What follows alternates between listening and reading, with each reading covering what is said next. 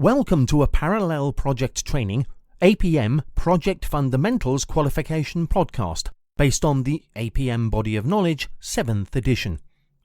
You should be using this in conjunction with our e-learning, podcasts and potentially a tutor-led course. For more information, please visit www.parallelprojecttraining.com. Welcome to another Parallel Project Training podcast. This is based on the Body of Knowledge 7th edition. This podcast is for the PFQ, so those of you doing that fundamentals qualification. My name is Jan Underdown, and over the table I have Michelle Greaves. Hi, Hello. Michelle. Okay, so we're going to cover within this podcast is change control and configuration management. So Michelle will be discussing with you what is configuration management and change control, and also in relation to scope. Also, the relationship between change control and configuration management, and I think we find that one drives the other. Also, the different stages and activities within a typical change control and also configuration management process. So lots of processes, lots of relationships. So hi, Michelle. I love a good process. I know you do. Okay, so let's start off. What is configuration management then? Okay, so configuration management, let's start with a definition. It's about the administrative activities with the creation, maintenance, controlled change and quality control of the scope of work, which is quite a mouthful, really. It is, yeah.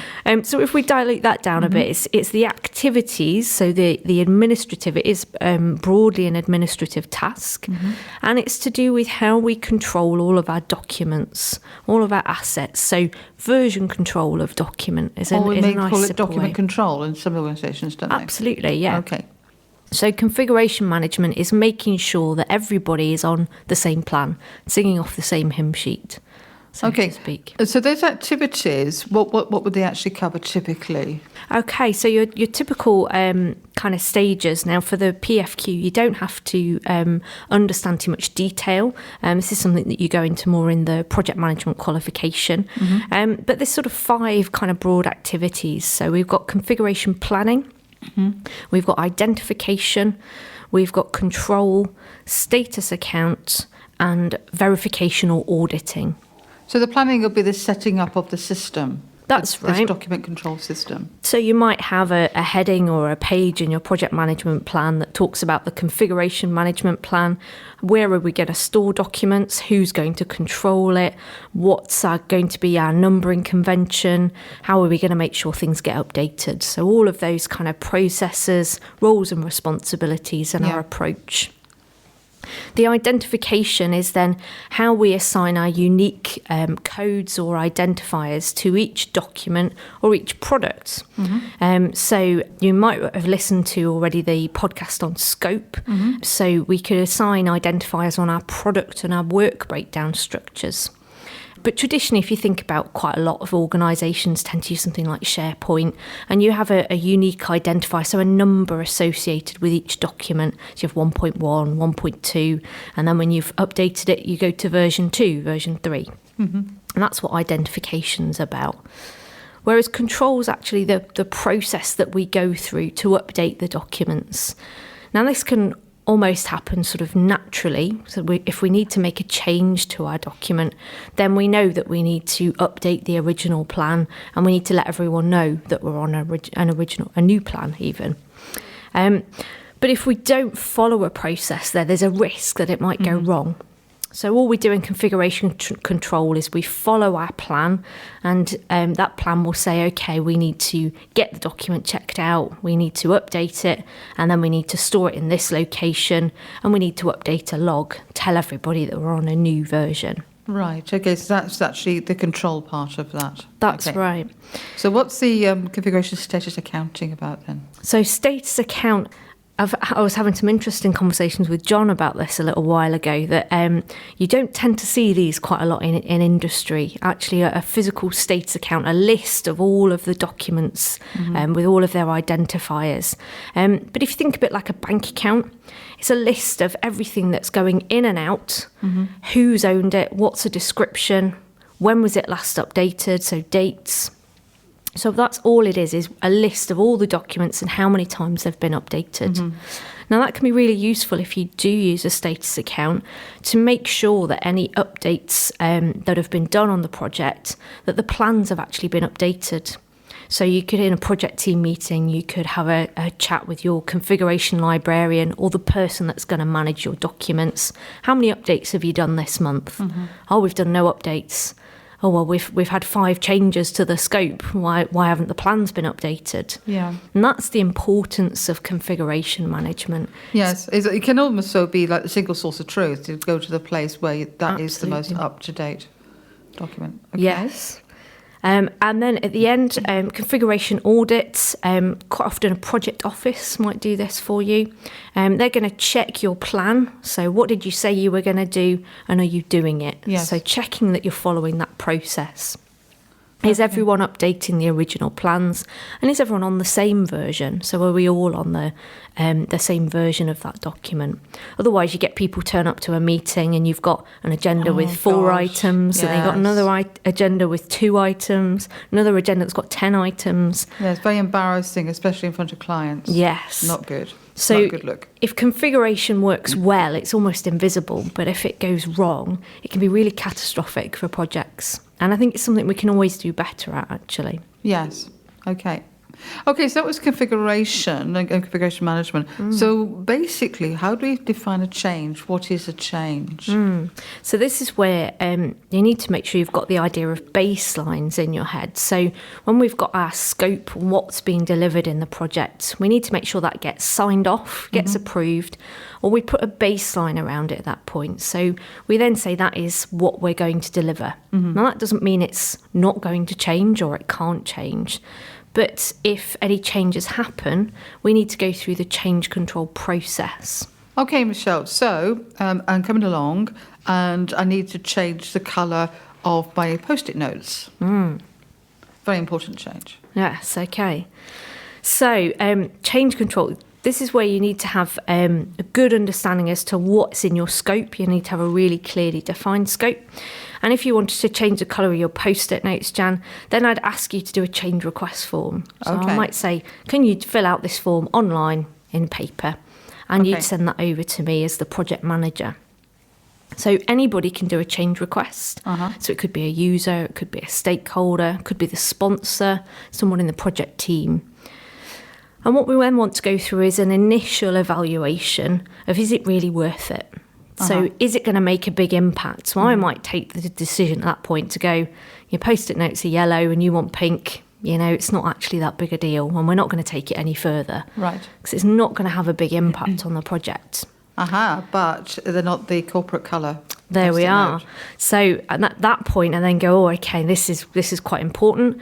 So what's going to be the impact? I do a detailed evaluation. How much is it going to cost for me to change it to the corporate colours? Is it going to delay my timescales? Can we do it? So that's our detailed evaluation, often done by the project manager, but they might actually have to go and consult specialists and the project team to help them there. Once we've got the answers to all of those questions, I'm then going to approach the sponsor for a decision. So I go up with a recommendation saying we need to change the colour of the Post-it notes, they're not corporate colour. This is how much it's going to cost. I think we can do it within timescales. And the sponsor can then say, yes, we do that, or no, we don't, because they're in that position of authority and accountability for the project. Right. So yes, we got the tick. Yes, we can change the colours. Yep. So quite often 3 outcomes from that decision. So approve, yes, we'll do it. Reject, no, we won't. Or defer, I want some more information, or I want to come back to it at a later stage. Okay. Let's see if we get some more budget in the next quarter. Something like that could be a reason to wait and see. Okay. Typical kind of parent response, isn't it? Let's see. Let's wait and see. So that's your defer. I want my Post-it notes. Yes. Yeah. If we've got to approve, that's where we need to update our plans. So this is where you get a link now between change control and configuration management. So that's the configuration control bit on the configuration management process. That's why we got them together in a nice little podcast for you as well. Cool. Yes. So people tend to confuse these two processes. So configuration management and change control, they are two separate processes, but they have an overlap. So an approved change will often mean we have to update documents, plans, drawings, specifications, and that's going to mean that we need to update the versions of our documents. And that's where our configuration comes in. And the status accounting within configuration would give us the history That's right. of those changes. Absolutely. Excellent. Okay, so within this podcast, we've understood the term configuration management, and we've understood the term change control, and also the relationships, the important relationship between the two processes as well. And also, we've looked at the different stages and activities in each of the change control and configuration management. Why is it so important to get this right, Michelle, do you think? I think a couple of things there. If you don't acknowledge that changes are happening on your projects and you don't perhaps get approval for it, you could be making the wrong change. You could be doing the wrong thing. You could end up with an unhappy customer, and then you've got to spend loads of money to get it right. Right. We also might not have the authority to just go ahead and do those changes. So that's within this change control process, the level of authority, yeah? Yeah. And then the configuration side, as we said earlier, if we've got everybody looking at a different document or a different agenda, it's going to lead to mistakes, errors, and again, lots of time and money to make that all right and to fix that. And it can be embarrassment as well, especially in front of that client or senior managers. So it's the reputation as well for the organisation that's quite important there. Okay. Sometimes they actually have the term change board. How does that work?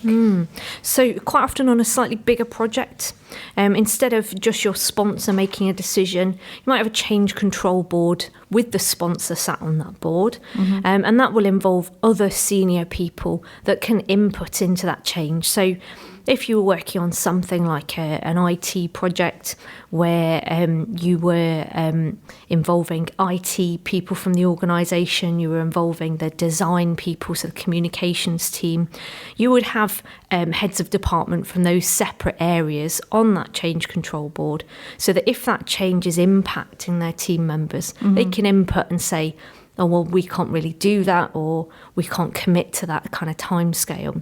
So they've perhaps got either a technical or a resource input into supporting that decision. Right, so that covers an awful lot of the other areas that's been dealt with in other podcasts, like scope management, things like requirements and quality and stuff like that. And we heard this term scope creep. So how does change stop the scope creep stuff? So what we should do is we've got that baseline scope. Right. Back to baseline, yeah? Yep. Then any changes. So we tend to baseline the scope when we get the PMP signed off. Project management plan. Yeah, at the end of definition, we're going to get it signed off. Then any changes to that baseline, any changes to that PMP need to go through change control. So what that does is that puts a slight barrier in the way of changes just getting put into your to-do list. Yeah. Because they need to go through and submit a form, they need to get it approved by the sponsor. So it doesn't mean changes won't happen, but they're only changes that are really worth the project. Yeah, they actually add value. And they're going to make a difference. Excellent. Well, thank you very much, Michelle. That was really interesting. You're most welcome. Thanks, Jen.